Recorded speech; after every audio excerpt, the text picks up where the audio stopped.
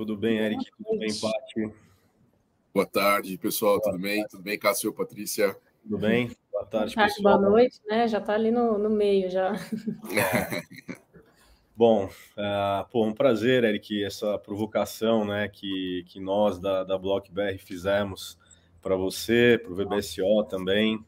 Acho que um ponto aqui que a gente tem é um tema, né, que a gente tem muita coisa aí para discutir.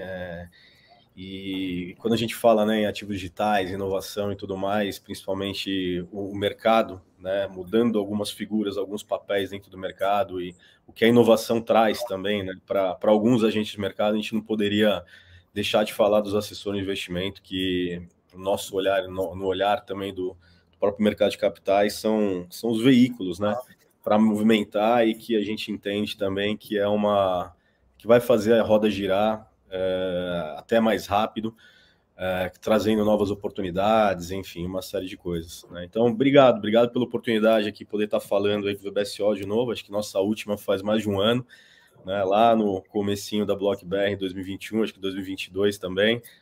E obrigado quem está assistindo.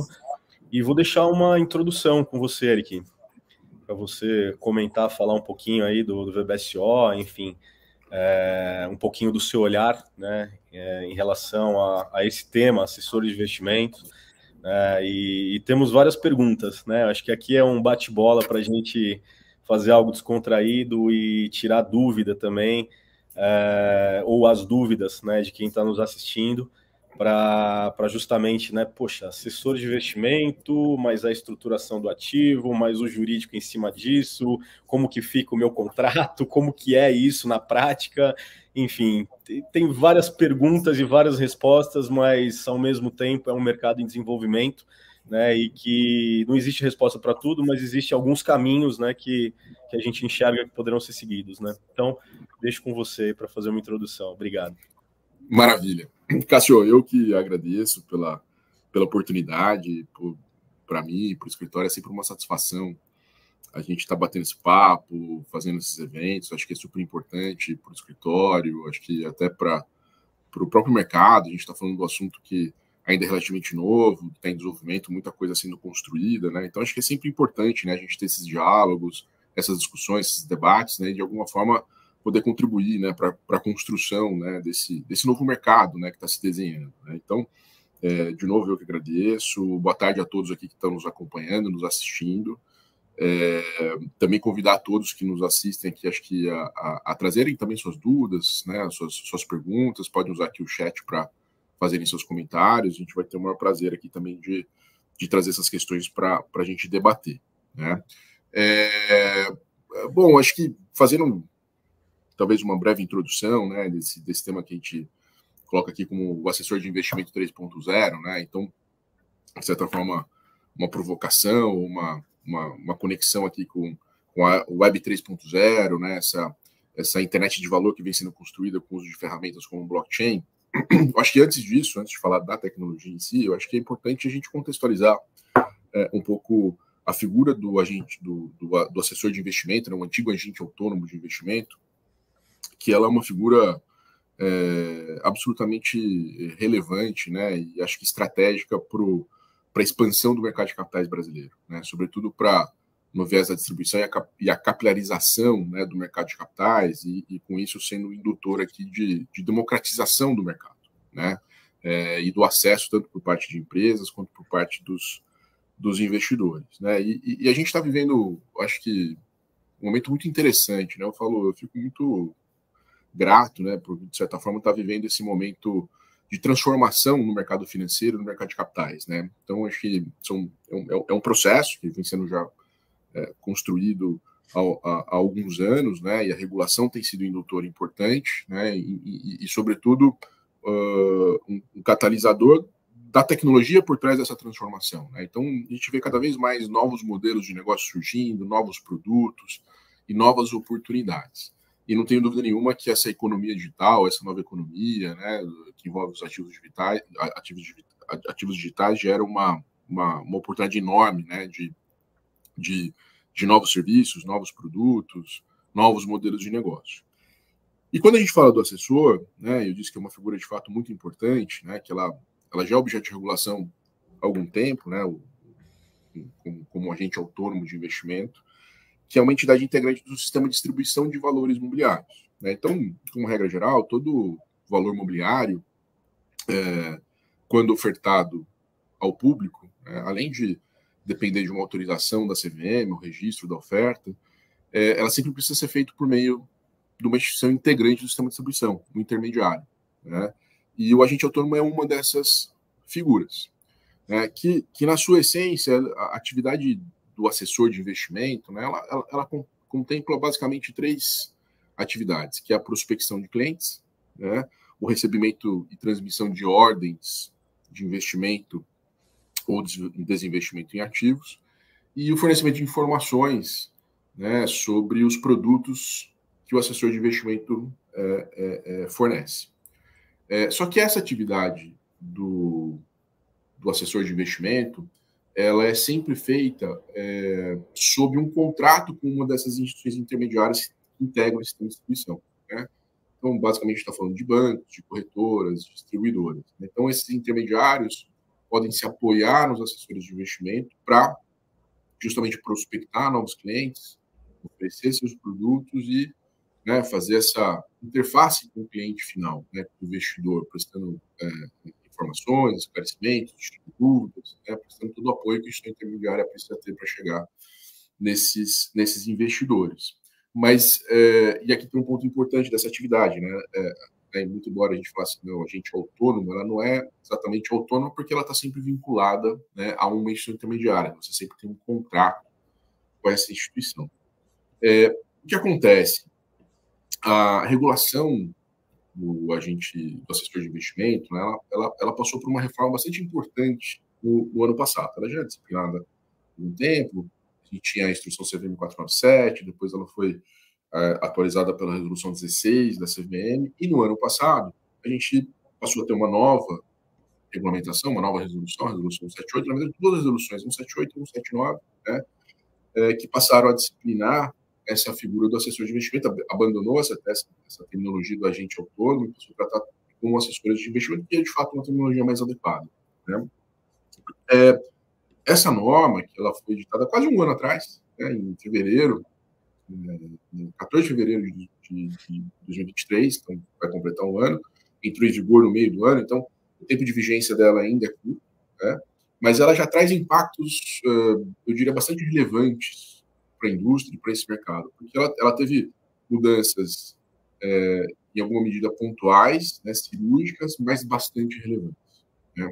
Uma delas é justamente o fim da exclusividade do assessor de investimento, porque, como eu disse, o assessor de investimento está sempre vinculado a uma instituição intermediária, e isso era feito sob exclusividade, ou seja, eu só podia ter um contrato com uma instituição intermediária, né? Não poderia distribuir ativos de outras instituições, né?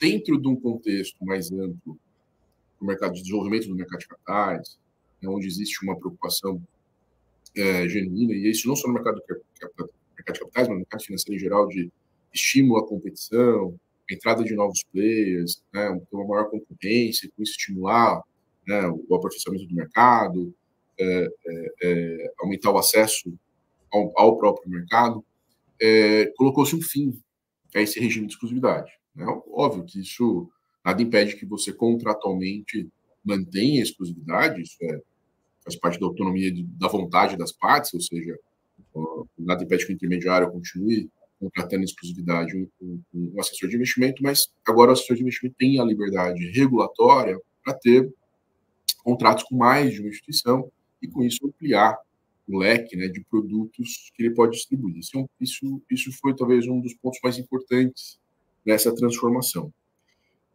Outro ponto bastante importante dessa norma é deixar bastante claro que a atividade do agente autônomo, do assessor de investimento, ela não reside exclusivamente na prestação desses serviços de assessor de investimento, né, que é prospectar clientes, oferecer os produtos da instituição intermediária e prestar esses esclarecimentos, né? A regulação deixou muito claro que essas entidades elas podem ter outros objetos, Então, ela pode prestar outros serviços ou desenvolver produtos que sejam complementares a essa atividade de assessor de investimento, né? No mercado financeiro, no mercado de capitais, no mercado de seguros, no mercado previdenciário, de capitalização.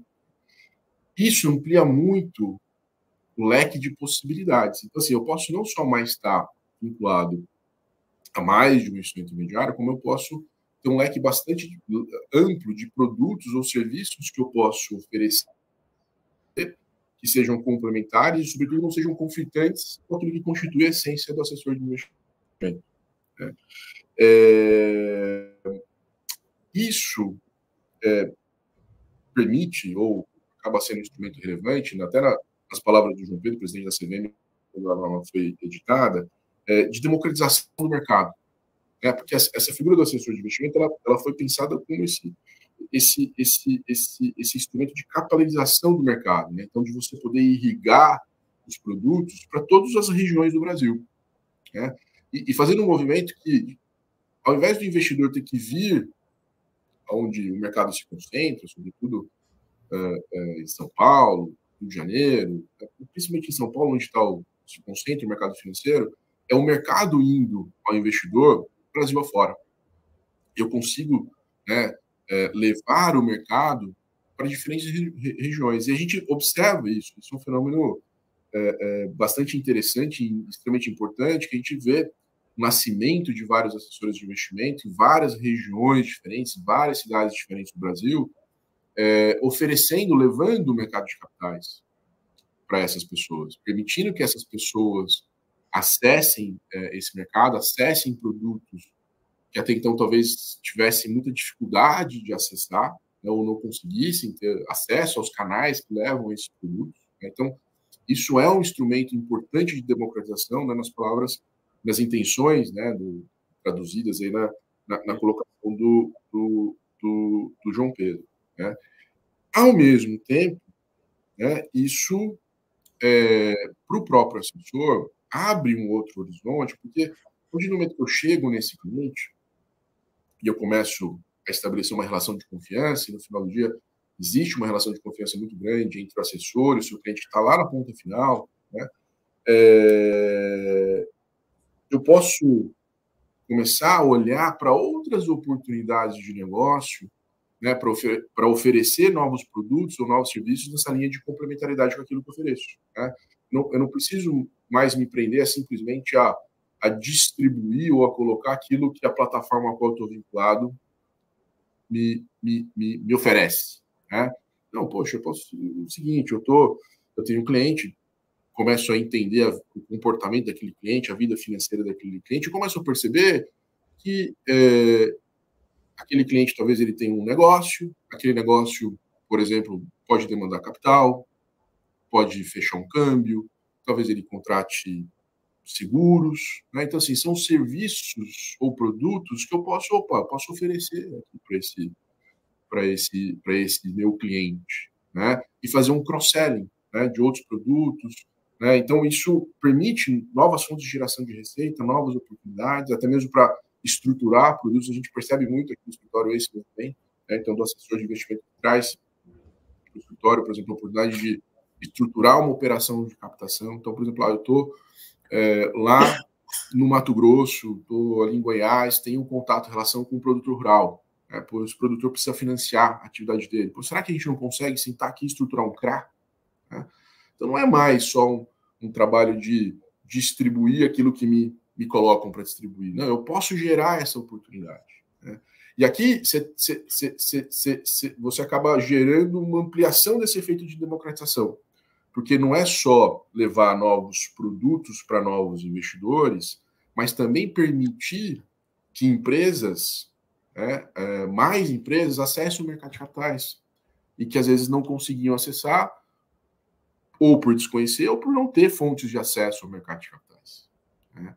Então, isso é um movimento bastante transformador. Né? Quer dizer, eu acho que isso tem um impacto muito significativo no desenvolvimento do mercado. E a gente só está no começo, sem dúvida, né, desse movimento. E aí, quando a gente fala de democratização, isso tem tudo a ver com o uso da tecnologia. né? Tem tudo a ver com a Web3, tem tudo a ver com o uso de blockchain, né? Como infraestrutura para distribuição, né? E a própria estruturação de produtos de mercado de capitais, né? A tecnologia, ela tem esse efeito, né, de trazer eficiência para as operações, a redução de custos, né? E com isso a possibilidade de você trazer novos ativos para o mercado, trazer novos players, né? Trazer mais investidores que talvez com tickets menores consigam acessar produtos que antes talvez eles não acessassem, que fossem exclusivos de grandes investidores. Então a tecnologia ela acaba sendo bastante estratégica, acho bastante importante nesse sentido e casa muito bem com esse movimento de democratização por meio dessa flexibilização e incentivo para que os assessores de investimento, de fato, tragam capilaridade para o mercado. Então, assim, aqui, né, queria só fazer essa breve introdução para talvez, né, contextualizar um pouco, né, acho que desse movimento de mercado que a gente está vendo, que casa com o movimento regulatório, né, e que na minha visão, sobretudo quando a gente fala de mercado de capitais, a gente ainda só está no começo, a gente ainda tem muita transformação a ser feita do ponto de vista regulatório e, sobretudo, no que diz respeito a essa frente de ativos digitais, né? E aqui eu até queria aproveitar e fazer um gancho dessa fala e acho que devolver um pouco a bola aqui para vocês, né? Quer dizer, como vocês enxergam, né? Vocês, BlockBR, né? Que estão nessa frente da tokenização, né, estão trabalhando no desenvolvimento de infraestruturas, de plataformas de distribuição, como é que vocês enxergam, né, a própria tecnologia, né, como uma ferramenta aqui para o desenvolvimento desse mercado, né, como vocês veem o próprio mercado de tokenização, em que momento que a gente está, onde na visão de vocês acham que a gente caminha, né? Então, a gente está fazendo um pouco de bate-bola aqui, né? Legal. Acho que seria interessante ouvir vocês também sobre isso. Bacana. Bom, eu acho que eu vou até começar falando aqui, porque eu tenho uma visão mais comercial, né? Mais um olhar ali de como o mercado de capitais se comporta hoje, né? E como ele tende a se comportar, né? Claro que existem tantas regras e dentro dessas regras existem tantos problemas que o mercado de capitais entre si acaba competindo entre si e até travando um pouco essa via de inovação, né? Mas, enfim, tokenizando é fazer tokens, né? Então, começa por aí, né? Então, essa frase, ela define muita coisa, né? Primeiro, a primeira definição é, quando você entra nesse mercado, você entra com a ideia lúdica de que você pode trazer um cedente, oferecer um crédito mais barato e conectar uma via de acesso para distribuição, né? Um marketplace para vender tokens. Errado. Você não vai fazer isso e é muito difícil você conseguir esse dinheiro para distribuição. E aí, nesse pensamento, lá em 2021, foi quando nós começamos a pensar em infraestrutura para o mercado regulado, né? Então, onde que se aplica essa infraestrutura? Principalmente nas questões jurídicas, né? Onde tem muitos empecilhos, você com as questões jurídicas, você vai entendendo os componentes e instrumentos do mercado regulado, que dentro disso tem tanto problema, que você acaba primeiro criando tecnologia para solucionar o problema do mercado tradicional, para depois pensar na tokenização, para depois fazer o token, para depois conquistar o mercado, chegar no assessor lá na frente, né? E não é chegar no assessor, é chegar no escritório, né, para prover essa infraestrutura que soluciona uma série de problemas para quem trabalha com assessor, né? Então, quando a gente fala, né, essa provocação que eu tomei a liberdade de fazer, em falar do assessor 3.0, né, é muito mais uma visão, né, de como que eu consigo oferecer ativos digitais que tenham as mesmas garantias de crédito e risco de crédito similar ao mercado tradicional, a quem me dá segurança, sem eu precisar da segurança de quem me dá, eu tendo autonomia, né, para um mercado que ele vai voar muito mais alto e muito mais rápido, né? E aí sim a gente está falando de Brasil inteiro, a gente tem a agenda do Drex também, que provavelmente, né, ela possa disruptar, quebrando barreira geográfica, né? Enfim. Então, evoluiu muito o mercado de tokenização, né, mas ele evoluiu muito para a infraestrutura, porque como eu falei, né, a ideia lúdica de dar um crédito mais barato para quem está buscando funding, primeiro que, vamos ser sinceros, né, esse cara ele busca a tokenização como uma última via, porque ele não conseguiu no banco, ele não conseguiu lugar nenhum, então ele busca a tokenização, o último respiro dele. Então não é, esse mercado ele não evolui para esse lado, para dar o crédito. É a infra. Né? Então, do ponto de vista comercial e de inovação, tem muitas barreiras para serem quebradas, que já estão sendo quebradas com CVM, com Banco Central, essa agenda também do registro das VASPs também, né? Quando as empresas, elas sendo reguladas e sendo uma Digital Asset Service Provider, vai dar uma possibilidade, né, muito maior também, e trazer cada vez mais segurança para quem está lá na ponta, indicando ou oferecendo um ativo. Né? Então, para complementar aqui minha fala, deixar a Patrícia da opinião dela, a principal questão que fica quando a gente fala em tokenização é o risco de default, né, do próprio ativo com o assessor querendo indicar um ativo e trazendo um originador.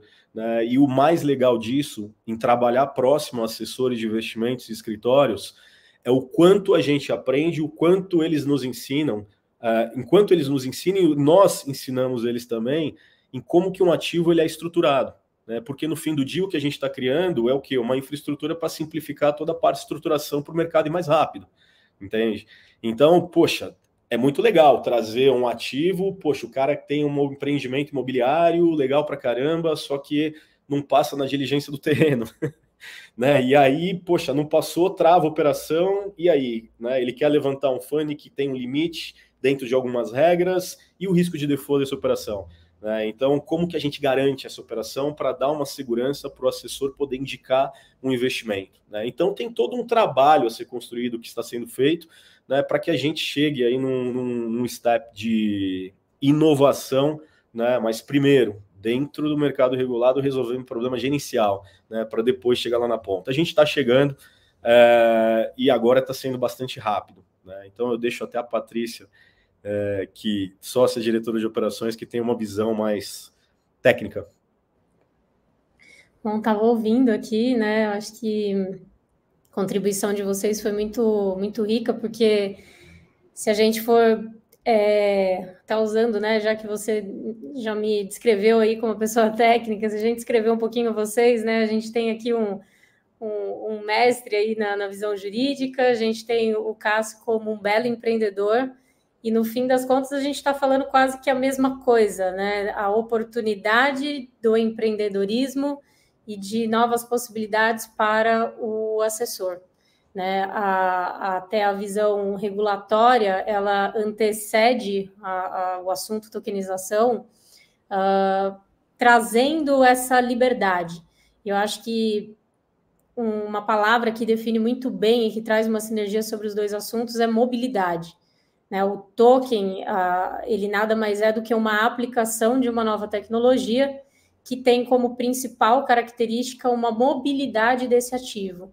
E é exatamente disso que o Eric, né, muito bem comentou em cima também da fala do João, sobre a democratização. Né? Ele é um agente de democracia, da mesma forma que o token é um instrumento de democracia. E trazendo algumas falas do Cássio, é um instrumento de democracia, especialmente na forma como os ativos hoje são estruturados, através dessa nova tecnologia que é blockchain, que é tokenização. Então, quando a gente junta essas novas possibilidades de fluxo de estruturação, de como esse ativo vai ser basicamente vinculado a cada etapa e agente envolvido para que ele possa chegar até ali a ponta da distribuição, a gente tem, de fato, um ambiente mais amigável para fazer com que esse assessor passe, então, a interagir com esse ecossistema de oportunidades, como bem o Eric também descreveu, né, que acho que esse marco regulatório ele trouxe muito uma visão mais 360, né, da atividade do assessor. Quer dizer, o que mais eu posso fazer e que provavelmente eu já ansiava querer fazer, mas eu ainda não podia por conta de algumas barreiras. E um dos pontos que eu acho que vai muito de encontro a nível do propósito do token dentro do ambiente regulado, está muito presente também dentro desse marco regulatório, que é a transparência. Né? A transparência que o token pode trazer, especialmente para a relação entre ele e o investidor. Né? Desculpa, o assessor e o investidor, uma vez que você consegue estruturar esse ativo, de fato, de uma maneira mais segura, mais clara, mais transparente, sem depender ali de ambientes tão centralizadores e automaticamente menos democráticos, né, na forma de ofertar esse ativo. Então, eu entendo que aqui o que a gente basicamente está trazendo como provocação para dentro desse tema se já existe um movimento dentro dos assessores em querer enxergar essas novas oportunidades de produtos, de estruturas deles mesmos quanto profissionais, junto com esse propósito, né, de explorar. Por que não aproveitar também este movimento, que é paralelo a tudo isso, de novas configurações de ativos, né, de investimento, especialmente, que é o ambiente onde ele atua. E aí a gente tem, de fato, aí, né, a moeda Drex aparecendo como, na minha visão, como um grande validador desse movimento, né, porque essa moeda ela nada mais é do que uma visão oficial de algo que também precede toda essa discussão. Nós estamos falando sobre digitalizar o dinheiro, né? E do que serviria a gente digitalizar o dinheiro se a gente não digitalizasse os ativos. Então, acho que isso define muito bem o propósito da tokenização, especialmente dentro do mercado de capitais, no mercado de crédito, e até eu puxo aqui um pouquinho o assunto, até para trazer uma visão até mais jurídica do próprio Eric aí indagando, a diferença, de fato, de um token para uma criptomoeda e essa discussão, né? O que está por trás desse ativo digital? Então, nós, quanto infraestrutura, nós não atuamos em apenas trazer ferramentas, que isso sim é uma oportunidade em nossa, quanto BlockBR, para os assessores, né? De uma ferramenta automatizada para distribuir esses ativos, para ele se comunicar com o investidor, para ele comunicar as informações desses ativos ao próprio investidor, né, ao mesmo tempo que ele se conecta com esses ativos também de uma forma extremamente pulverizada, mas a gente conseguir, de fato, prover um ambiente que viabilize essa transição de ativos reais para dentro do ambiente digital. E aí sim a gente pode falar de uma economia realmente, né, acontecendo no novo ecossistema que é o digital, e que tem uma grande diferença de quando a gente fala de criptomoeda, porque criptomoeda, ela, né, conceitualmente, ela nasce ali em blockchain, criptomoeda pode ser apenas um método de pagamento, ela não necessariamente está lastreada em um ativo específico, ela pode estar lastreada a um projeto. Então, aqui a gente está falando, de fato, da tokenização sendo aplicada muito mais dentro dessa visão regulada, né? Qual é o ativo que está por trás? E acho que é até interessante o Eric comentar um pouquinho sobre essa dificuldade, né, que é estruturar juridicamente esses ativos, até são discussões que a gente tem muito, né, ali por trás da cortina, de quebrar a cabeça e tentar agradar todo mundo, e todo mundo nada mais é do que replicar o ambiente que a gente tem hoje, que funciona, né, que é um ambiente regulado, dentro de uma nova estrutura digital.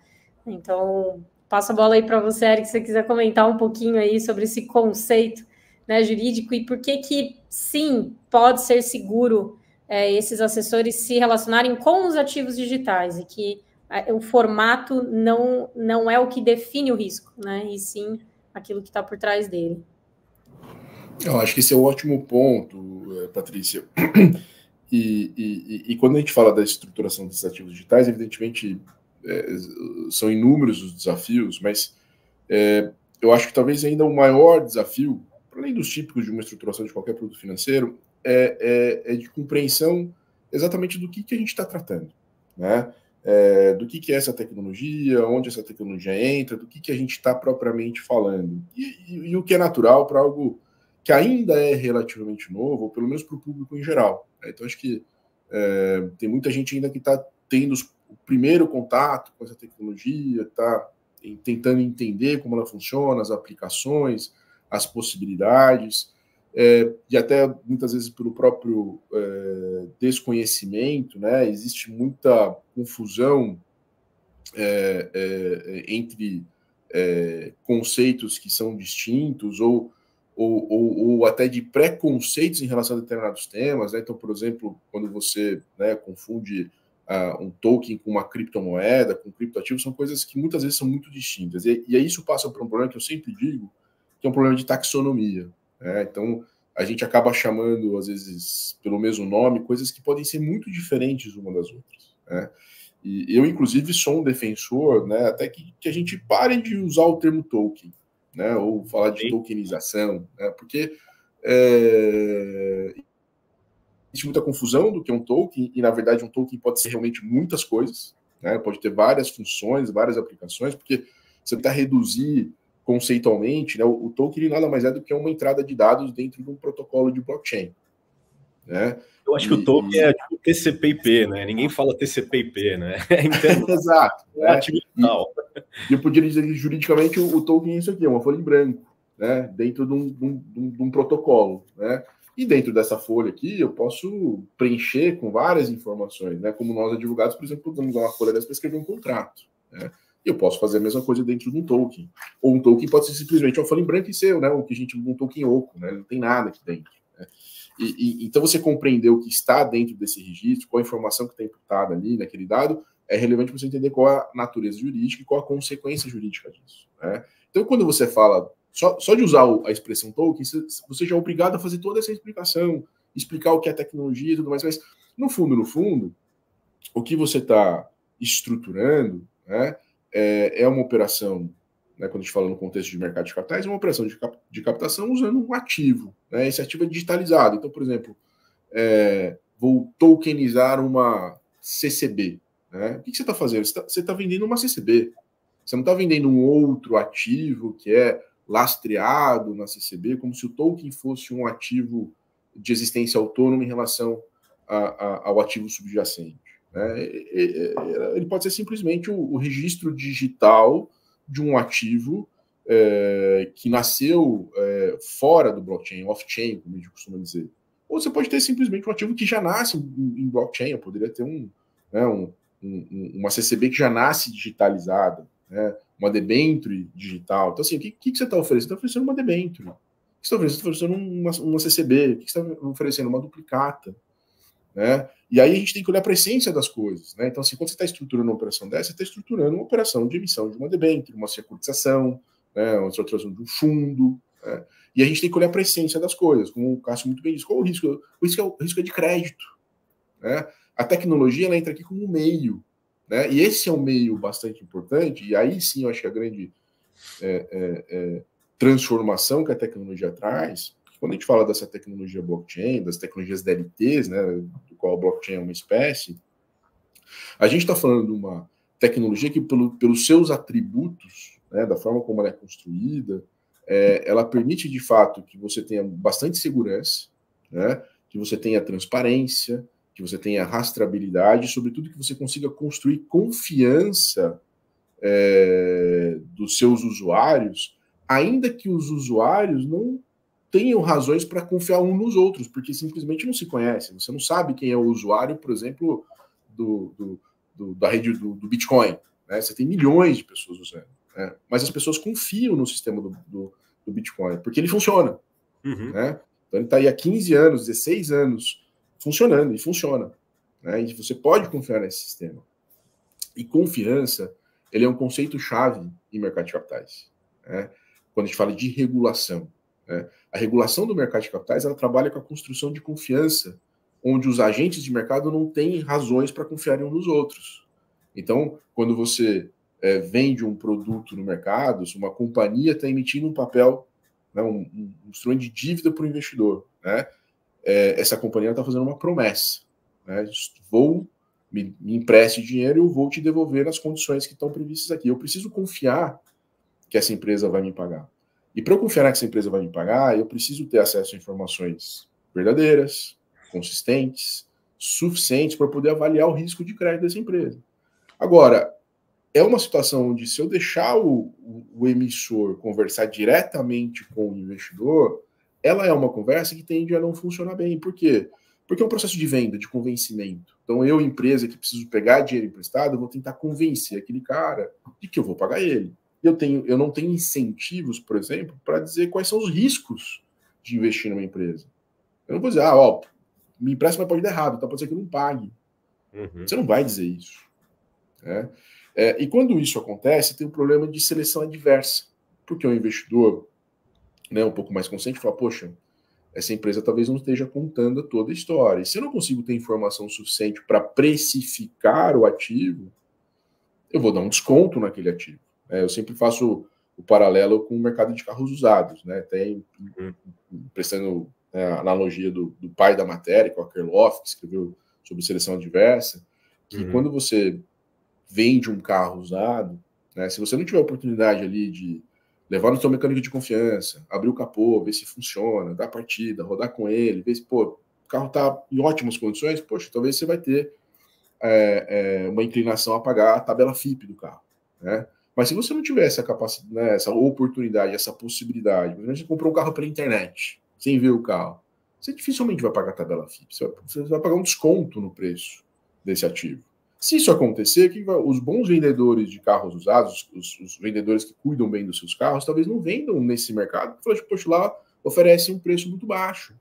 E aí o que sobra? Sobram os maus vendedores, os carros mal conservados. E cada vez mais vai se destruindo o valor a um ponto que o mercado não funciona. O mercado de capitais não é diferente. O mercado de capitais é como funciona na mesma lógica dentro de uma venda de carro usado. Boa analogia. Uma boa analogia. E aí o que acontece? Para que eu possa ter essa confiança, porque as pessoas não se conhecem, comprador e vendedor não sabem quem são, não tem razões para confiar uns nos outros, eu preciso dos intermediários. É por isso que eu preciso, por exemplo, um banco intermediando essa conversa. E eu, regulador, vou imputar a esse intermediário toda a responsabilidade de verificar que todas as informações necessárias para o investidor precificar e tomar a decisão de investimento, ele conseguiu ter acesso. Né? E se não tiver, eu vou punir esse intermediário. Né? Então, eu vou trazendo uma série de intermediários para garantir que o mercado funcione. Porque se não houver confiança, não existe mercado de capitais. Né? Então, pegando esse fio da meada, ligando aos atributos do blockchain, né? Onde você consegue construir confiança, onde não os seus usuários não se conhecem ou não têm razões suficientes para se confiar, eu posso trazer este conceito para dentro do mercado de capitais e construir essa confiança e, com isso, conseguir trazer eficiência para o mercado. Né? Porque o mercado de capitais é um mercado, né, que ele tem que ser estimulado, incentivado, porque ele é um mercado que transfere riqueza de quem tem dinheiro sobrando, quem tem poupança, para quem precisa, né, para atividade econômica. Né? É um mercado que ele produz eficiência econômica. Né? Eu não tenho o spread ficando pelo meio do caminho. Essa transferência de riqueza é direta. E não existe economia de mercado desenvolvida sem um mercado de capitais forte. Né? Só que o problema do mercado de capitais, em grande parte, é o custo de acesso. O acesso ao mercado é caro, porque para eu cumprir todas as etapas, né, para garantir essa confiança, eu preciso de toda essa rede de agentes, de intermediários que encarecem o acesso ao mercado. Né? E aí sim, quando eu trago a tecnologia para o jogo, eu consigo baratear esse acesso. Eu consigo viabilizar esse acesso de uma forma mais eficiente. Né? Então, por exemplo, né, uma coisa... Aqui no escritório a gente estrutura muitos produtos de mercado de capitais, securitização, fundos, por exemplo, né, um FDIC, a gente faz muito FDIC aqui. Né? Um FDIC é um instrumento fabuloso, né, porque permite que você opere um instrumento que é similar a um banco, sem ser um banco, sem todo o ônus regulatório de Banco Central. Né? Então, eu capto dinheiro e compro recebíveis, que vão gerar uma receita que eu vou distribuir para os meus investidores, mas é uma estrutura que, para ela parar de pé, você tem que ter um certo volume de recebíveis para pagar os custos de estruturação, de manutenção, que inviabiliza o seu acesso por uma série de empresas, né, que talvez tenham um porte menor e não consigam acessar. E a gente tem um grande problema, que hoje o mercado de capitais ele é acessível pelas grandes empresas, que podem bancar todos esses custos, né, e conseguem captar em grandes volumes. Esse custo vai sendo diluído, né, quando eu olho para o montante total da operação, ou então pelas pequenas empresas falando das startups, né, que podem captar usando, por exemplo, o veículo do crowdfunding. Né? Só que entre a startup e a grande empresa, eu tenho talvez a maior parte das empresas brasileiras que estão nesse miolo e que tem dificuldade de acessar o mercado que elas deveriam estar acessando, né? E aí a tecnologia, ela viabiliza isso, porque eu brinco, né? O custo para você tokenizar aqui uma duplicata de R$100 é o mesmo, do ponto de vista tecnológico, né? É o mesmo você tokenizar uma duplicata de 100 milhões, né? Então eu consigo trazer essa eficiência, né, e permitir, sem abrir mão da segurança, que eu acho que é fundamental, né, que mais empresas acessem esse mercado e que mais investidores acessem, porque eu também consigo, acho que outro efeito da digitalização, né, para não usar a expressão tokenização, é o fracionamento desses ativos. Então eu consigo fracionar ativos e permitir que com tickets mais baixos, um público que talvez hoje está muito distante do mundo aqui da Faria Lima, como a gente diz, consiga acessar produtos que até então só grandes investidores, né, investidores institucionais, conseguiam ter acesso. Então, eu acho que, né, de novo, a tecnologia nesse contexto, casado com esse momento dos assessores de investimento, esse movimento regulatório que vem acontecendo, eu acho que é um casamento, eu diria, perfeito, né, dentro, evidentemente, dos todos os desafios regulatórios que a gente tem quando a gente ainda fala de ativos digitais, porque, de novo, é algo que é relativamente novo e a regulação vem sendo construída, né, para que se viabilize estruturações de valores imobiliários, de ofertas públicas, de ativos digitais, né, com essas características que usem essa infraestrutura, né, em larga escala. Hoje isso já é possível, ainda tem algumas limitações, mas a regulação vem evoluindo, né? E aí eu acho que isso conversa muito com um ponto que a Patrícia trouxe, que eu acho que é absolutamente relevante, que é a agenda do Drex, né, a agenda do Real Digital. Né, porque a agenda do Real Digital é exatamente o que a Patrícia falou. Quer dizer, não adianta eu ter só a moeda digital se eu não tiver os ativos digitais. Né? E é exatamente isso que o Banco Central quer. Porque se o Banco Central, mais do que uma moeda digital, o Banco Central está olhando para a infraestrutura onde essa moeda digital vai circular, que é a infraestrutura do blockchain. Né? E por que ter uma moeda digital? Né? Assim, a nossa moeda ela já é digital. Né? O Pix já é digital, a moeda é escritural. Né? A gente não pega em papel moeda já há algum tempo. Né? Raro você estar andando com dinheiro no bolso, ou fazer pagamentos em dinheiro, etc. O dinheiro já é digital. Então, o que o real digital tem de diferente? Ele é uma moeda de computador, é uma moeda programável. Né? Ela é codificada. Né? E por que isso é importante? Porque código conversa com código. Né? Então, assim, se eu tenho uma moeda que é codificada, eu consigo fazer o código dela conversar com o código do blockchain, onde eu consigo fazer programações dos tais dos smart contracts. Né? E os smart contracts, como a gente, como advogado, diz que não é nem contract, nem muito smart. Né? Mas é basicamente uma programação autoexecutável, onde eu programo, digo que, olha, se algo acontecer, tem tal consequência, que é uma linguagem, né, típica da computação.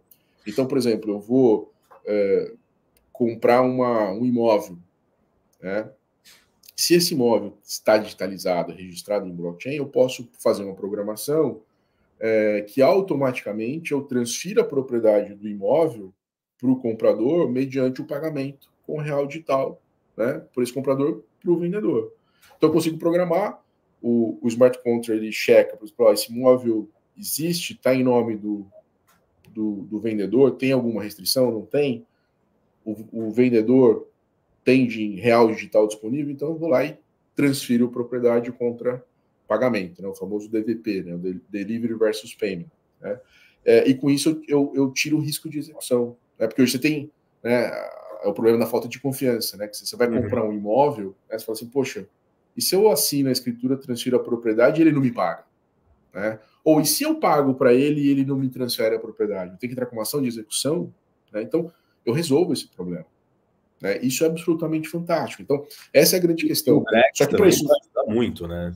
Quando você totalmente para fazer o registro transacional da operação, isso vai simplificar muito. E aí eu acho que essa é a grande questão, né, Cássio? Porque você passa a ter o ativo, né? Quer dizer, para isso funcionar, quer dizer, além de eu ter o dinheiro em blockchain, né, eu vou ter as regras das transações em blockchain, eu preciso dos ativos também em blockchain. Então, isso vai impulsionar uma outra agenda que eu acho que é absolutamente transformacional, que é trazer os ativos para dentro da rede. Então, usei o exemplo do imóvel, e eu não usei esse exemplo à toa, porque o Banco Central usa esse exemplo, né? Mas a gente sabe que o imóvel hoje ele não está em blockchain. A propriedade do imóvel se comprova pelo registro na matrícula do imóvel no cartório de imóveis, que hoje é analógico, né? Uhum. Isso para funcionar, implica que em algum momento esse registro não seja mais analógico e passe a ser feito em blockchain, o que faz todo sentido, porque no blockchain, diferentemente do que pode acontecer com a matrícula no cartório, que pode sumir, pode ser adulterado, o cartório pode pegar fogo, você perder a matrícula, no blockchain isso não acontece, né? Então isso vai acontecer com o imóvel, isso vai acontecer com a propriedade de um veículo, com a propriedade de uma ação, né? E é natural você imaginar que, por exemplo, uma companhia que vai emitir uma duplicata, ela já emite a duplicata dela em blockchain. Né? E a gente não vai estar mais falando em ter um ativo off-chain, que eu vou criar uma representação digital daquilo. Ela nasce em blockchain. Né? E se ela está em blockchain, eu não vou poder fazer, por exemplo, antecipação dessa duplicata, o desconto dessa duplicata em blockchain? Evidentemente que vai. Né? Eu acho que isso acaba sendo absolutamente transformacional. Né? Então, eu acho que cada vez mais a gente vai ouvir falar disso, né, dessas transações, dessas operações, cada vez mais a gente caminha, né, para uma economia digitalizada, mas não simplesmente em qualquer meio digital, né? No meio digital onde eu consigo usar essas ferramentas que o blockchain proporciona, sobretudo a infraestrutura do Drex. Né? Não, até fazendo um complemento a você, Eric, uma coisa que eu venho citando, né? A tokenização, blockchain, muito na aplicação da tecnologia em 2021, 2022, as diferenças de blockchain, se é Ethereum, se não é, e, enfim, as altcoins que morreram, o que vai acontecer com o Bitcoin, essa mistureba toda, né, que acontece dentro do Web3, né, que a tokenização é Web3, eu digo o seguinte, né, a revolução cria conflito, a evolução ela é lenta, mas ela é agregadora.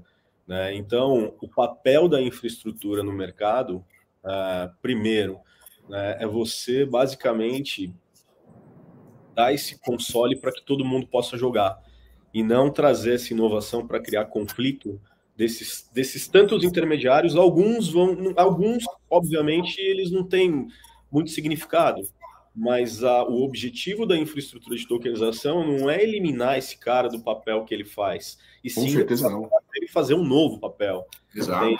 E ter um novo papel ou desempenhar os papéis que já existem de uma forma mais eficiente. Exato. O que vai acontecer no mercado é inevitável, né? Spotify acabou porque quis, porque poderia ter inovado de certa forma ou acompanhado para fazer o mesmo de uma forma diferente. Mas o que vai acontecer no mercado de capitais é uma opinião minha, mas que eu cada vez... Bom, eu estou na Faria Lima, eu vejo isso, sou de São Paulo e convivo com todos ali, com a maioria. O grande problema da inovação dentro do mercado de capitais é que quem trabalha no mercado financeiro acaba sendo ganancioso demais e consome o que produz. Quando você começa a olhar de uma forma que você vai aplicar a tecnologia para dar autonomia para quem quer ter autonomia, esse cara vai crescer, entende? E a descentralização, ela ainda não está no ativo, ela está nos papéis. Para cada um assumir um papel diferente de uma forma muito mais simplificada, num custo absurdamente reduzido. Né? Isso é infraestrutura de tokenização. E aí, quando a gente chega lá no token, de novo, né, é maravilhoso trazer o originador, oferecer um crédito mais barato, fazer o Brasil inteiro consumir, os assessores de investimento crescerem. A gente tem 5% do mercado de capitais que está dentro da assessoria de investimento. Tem muito para crescer, são 24.600 caras. Homens e mulheres. E, poxa, você pensar nos Estados Unidos, são mais de 330 mil. Né? E aí você olha para a nossa geografia, eu acho que essa descentralização, a começar dos papéis dos agentes do mercado regulado, é o pontapé inicial, né? Para trazer a segurança, né, que o assessor tem no escritório, que tem numa gestora, que tem um fundo, por exemplo, mas desmembrar um pouco dessa centralidade que existe hoje de um coordenador, entende?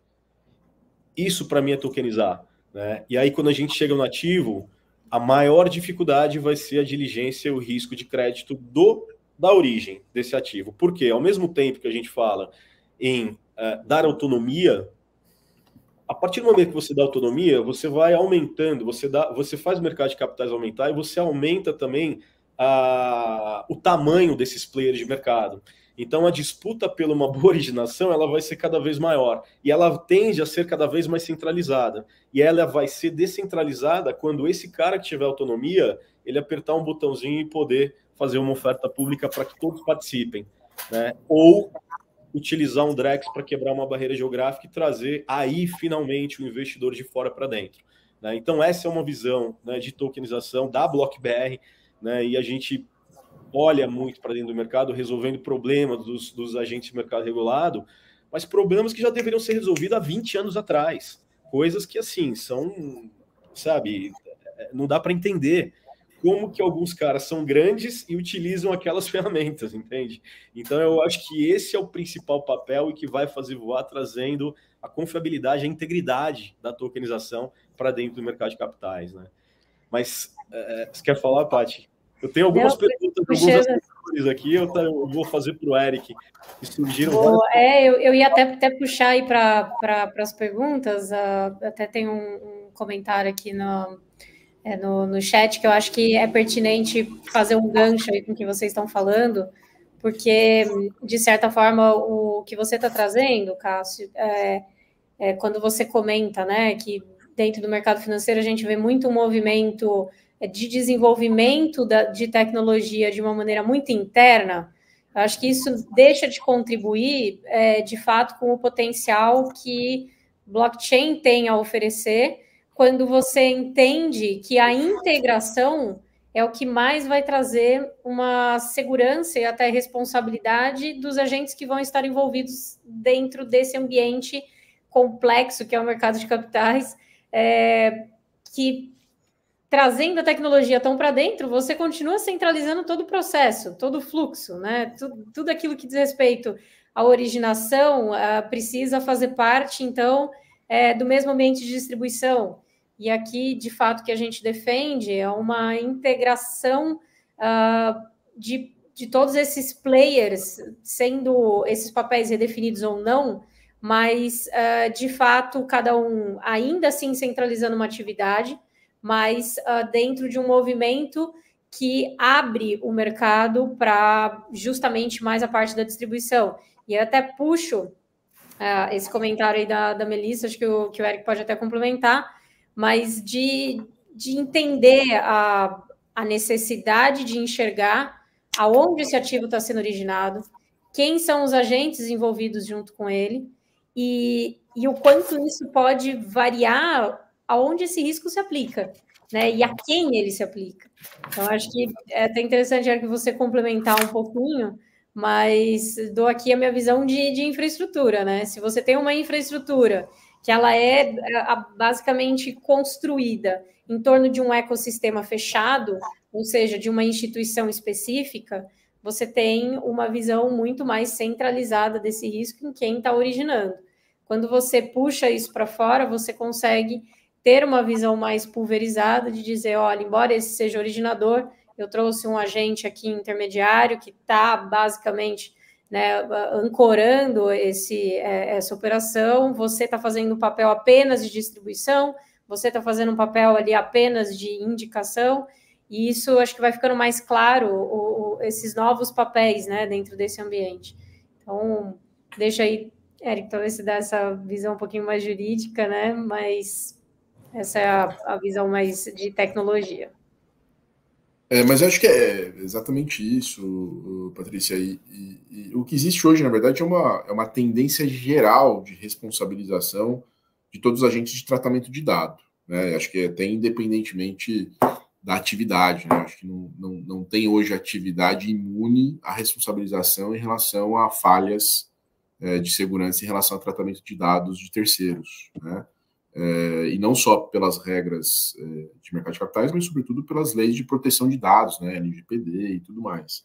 E é claro que essa responsabilização ela depende muito onde é que a falha reside, né? Então, assim, a responsabilização nessa matéria sempre depende de identificação, né, do dano e o nexo causal entre o dano e a prática de quem praticou aquele ato, né?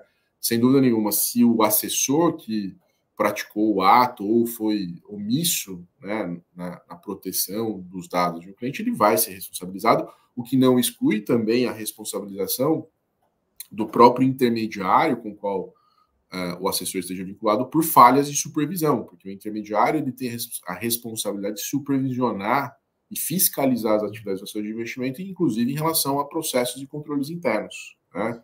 Então, você pode até ter uma dupla responsabilização, mas isso não exime ou inibe ou mitiga a responsabilização do próprio assessor de investimento.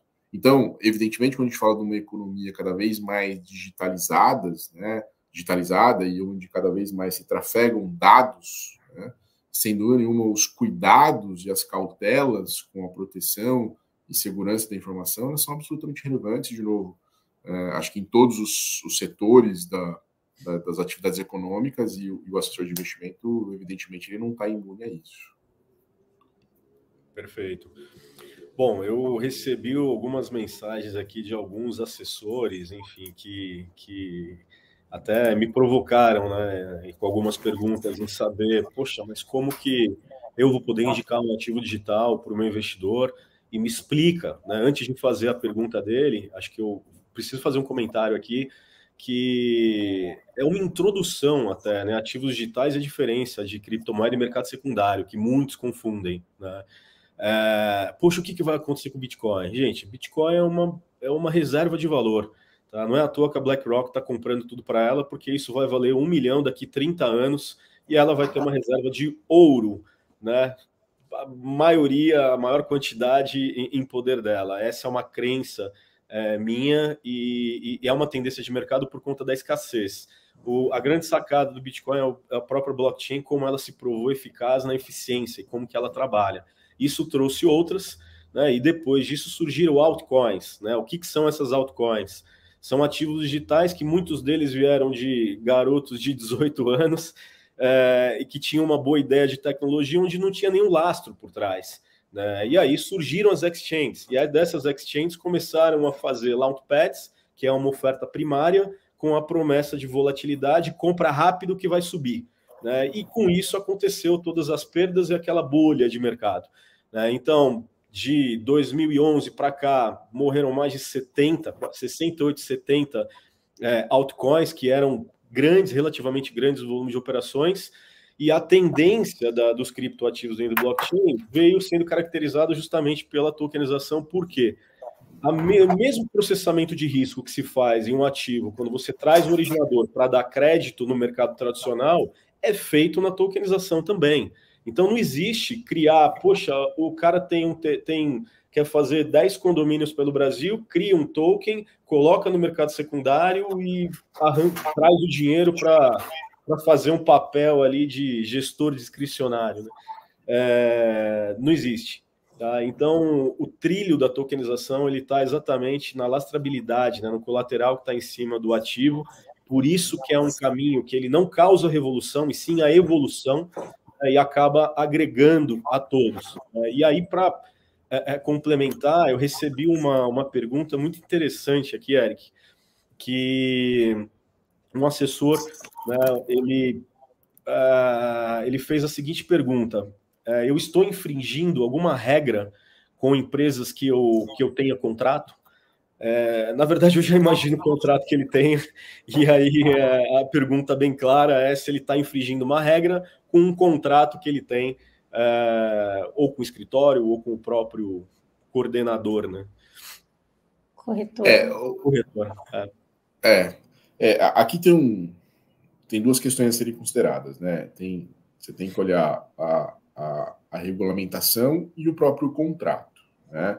Então, do ponto de vista da relação contratual, vale aquilo que está combinado entre as partes, desde que o que está combinado não seja ilícito ou contrário, né, à própria regulação aplicável, né? Então, por exemplo, se eu tenho um contrato, né, com o intermediário que restringe que eu faça qualquer outra atividade, que eu distribua qualquer outro produto, independentemente da natureza, evidentemente você teria uma violação contratual, né?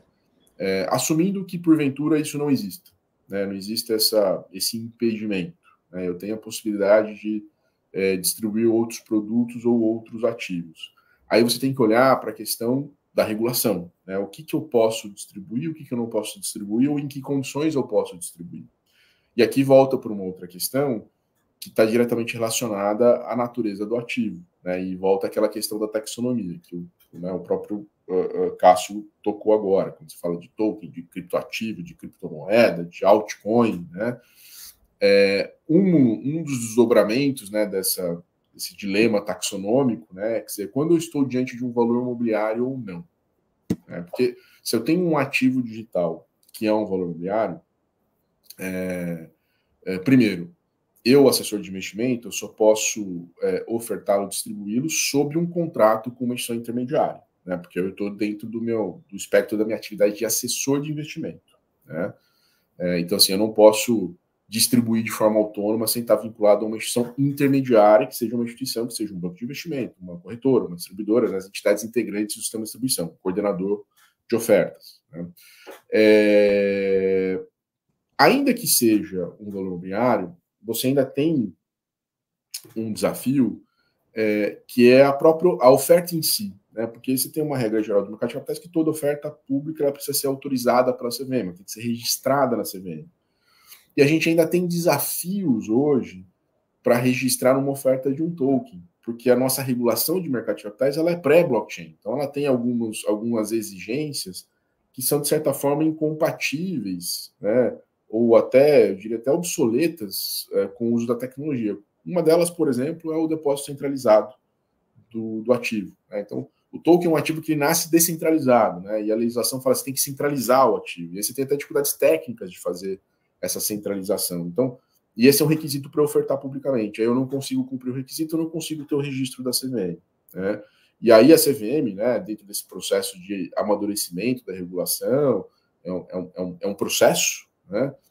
O primeiro passo da CVM para permitir que isso seja feito é dentro das plataformas de crowdfunding. Então, ano passado a CVM soltou alguns ofícios, né, dando entendimento dela de que alguns tokens, principalmente quando a gente falando aqui de alguns tokens de recebíveis, né, que representam recebíveis, poderiam ter a natureza de valores imobiliários, e uma das formas, né, para você conseguir fazer isso de uma forma, né, uma oferta pública, é usar as plataformas de crowdfunding para isso, né?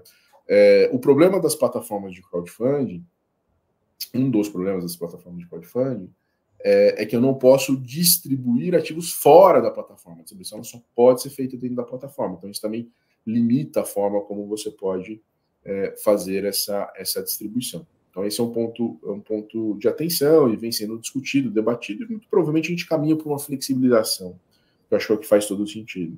Uhum. E aí você tem os ativos que não têm a característica de valor imobiliário, né? E aí, sim, não sendo um valor imobiliário, esses ativos podem ser livremente distribuídos, inclusive porque eles não estão dentro da atividade típica do assessor de investimento que diz respeito à distribuição do valor imobiliário, né? Então, desde que seja uma atividade compatível dentro do mercado financeiro e mercado de capitais, dentro daquela complementariedade que a resolução 78 prevê, né? E desde que não haja conflito de interesses na atividade do assessor e a distribuição de um outro ativo não me parece haver esse tipo de conflito de interesses a priori, né, sem olhar umas circunstâncias concretas, aí você tem liberdade de ofertar, de distribuir, né? Então, por exemplo, um token de uma CCB, né, porque a CCB, com certas características, não é considerada valor imobiliário, muito embora ela possa ter todas as características típicas de uma, mas a lei diz que não é, né? Então, eu posso, por exemplo, ofertar um token que representa uma CCB, né? Ele não é um valor imobiliário, então, consequentemente, eu não estou sujeito às regras da CVM, né? E aí, desde que o meu contrato com a instituição intermediária com a qual eu esteja vinculado não me impeça de fazer isso, eu não vou estar infringindo, obviamente, nem o contrato, nem a regulação. E eu acho que aí, resumindo isso, né, Eric, para ter até um entendimento claro, porque é uma dúvida que a gente ouve muito do nosso lado, basicamente o que você está dizendo dentro dessa relação, desse casamento, né, e desse contrato de casamento que você, assessor, tiver, houver já essa discriminação do tipo de ativo, e eu acho que aqui a gente até pode usar exemplos bem praticados já, né, dos próprios produtos corporate ali, que são produtos, né, diferenciados. Se você tem essa liberdade, o que você precisa se preocupar não é o conflito no seu papel quanto o seu contrato de casamento, né? Usando essa analogia. E sim, o que esse token representa. Então, o foco tem que estar nisso, né? Quando você for, quando te conduzirem a uma oferta de um token, independente de quem for esse agente, né? O originador, a pergunta que precisa ser feita é: esse token representa o quê? Esse token possui valor mobiliário e como isso é tratado dentro do meu contrato, né? Então, se a resposta de uma forma bem simplificada ele é um ativo alternativo, como o caso da CCB que você citou, você já tem aí um entendimento muito mais simplificado de que, olha, eu estou fora de um aspecto que hoje poderia eventualmente trazer algum conflito, né? O que não quer dizer que no desenvolvimento do próprio mercado isso possa se amadurecer para novos formatos, novas relações, até mesmo com esses maridos, essas esposas, né, as quais você se comprometeu a fazerem parte, inclusive, de todo esse ambiente, né? Então, acho que fica um pouquinho essa visão aí simplificada, como a gente geralmente orienta, né? Nós, inclusive, usamos muito essa ferramenta de simplificar o ativo para simplificar automaticamente a oferta, né? Então, acho que é um bom tema para a gente fechar aqui o quadro. Boa. Bom, eu vou deixar uma pergunta para a próxima, que é uma pergunta interessante, que não precisamos responder agora, tá? Mas foi uma pergunta sobre o risco de default, né? Na carteira do assessor. Vai ficar essa provocação para um próximo diálogo nessa, é uma resposta bem interessante, porque na verdade não muda, né? Mas, poxa, foi muito legal o papo. Para finalizar, fazendo disclaimer da BlockBR, né? Nós provocamos essa pauta porque a BlockBR atende, né, gestoras, fundos e escritórios de agentes autônomos e assessores, e o nosso principal desafio é dar autonomia, né? Então a gente vem explorando aí todos os percalços que tem dentro do mercado, mas solucionando, né, uma carência que tem nesse meio de campo aqui com os próprios intermediários, que são esses agentes regulados, né? A gente está falando de responsabilidade legal, enfim, o próximo responsável por emissão dos tokens e por aí vai, né? Uma cadeia de agentes. E quero te agradecer, Eric, pelo seu tempo, agradecer o VBSO também, escritório que é muito parceiro nosso desde o nosso dia 2, né, da BlockBR, lá em 2021. E obrigado, Paty, também pelo seu tempo, pela colaboratividade aqui de conteúdo, e agradecer a todo mundo que nos assistiu também. Obrigado, e qualquer pergunta, qualquer dúvida, enfim, pode encaminhar uma mensagem, ou o próprio LinkedIn, a gente está sempre à disposição também, e com o VBSO, o Eric também, né, Eric, sempre disponível, e o VBSO vem fazendo um trabalho muito bacana nessa frente aí de ativos digitais e em colaboratividade aí não só com a BlockBR, mas com várias outras empresas que acabam sendo parceiras até, porque a gente tem que se unir, né, para explorar esse mercado, né? Acho que o Eric cada um fazendo um papel, né? Lá em 2021, cada um pegou 6 cadeiras, parou a música, largou uma. Opa, eu vou ficar com essa, né? Depois passou um tempo, larga outra. Então, cada um hoje está na sua cadeirinha ali e indo para o seu, fazendo seu papel, e agora tá mais avançada ainda a nossa agenda, né? Obrigado, gente. Cássio, eu queria agradecer também. Para mim é uma satisfação estar junto aqui com vocês. Acho que pela oportunidade de a gente bater esse papo. É uma pena que o nosso tempo é curto, né? Ainda mais com o advogado que gosta de falar, né? Então, se deixar aqui, a gente fica falando horas sobre esse assunto. Professor, né? Que não é qualquer mas também, para não fazer esse suspense que você fez, que acho que é uma sacanagem deixar a pergunta para ser respondida no próximo, né? Mas ótimo. Acho que a resposta ela é óbvia. Acho que você já respondeu, acho que nada muda, é exatamente isso, né? Mas eu queria, de novo, né, agradecer mesmo. Estou muito feliz de ter essa oportunidade de estar aqui com vocês, de fazer esse bate-papo. Agradecer também quem aqui nos assistiu, quem nos acompanhou. Acho que reforçar aqui essas palavras do Cássio, de que a gente está à disposição para esclarecer qualquer dúvida, trocar qualquer ideia, né? Pode nos acessar aí pelo LinkedIn. Eu tenho o enorme prazer de bater esse papo, de ajudar da forma como eu posso, de ajudar a construir o mercado. Acho que a gente está nesse momento de construção, de novo, eu acho que é muito prazeroso poder estar vivendo, né, nesse momento, e também fico muito feliz de poder acompanhar a jornada da BlockBR, né, como se fosse desde o dia 2, né, e tem sido uma bela trajetória, uma bela jornada. A gente também está muito feliz de acompanhá-los, né, e poder ajudar a trilhar esses caminhos que estão sendo construídos, né. Então, para a gente é uma satisfação, e mais uma vez, obrigado a todo mundo.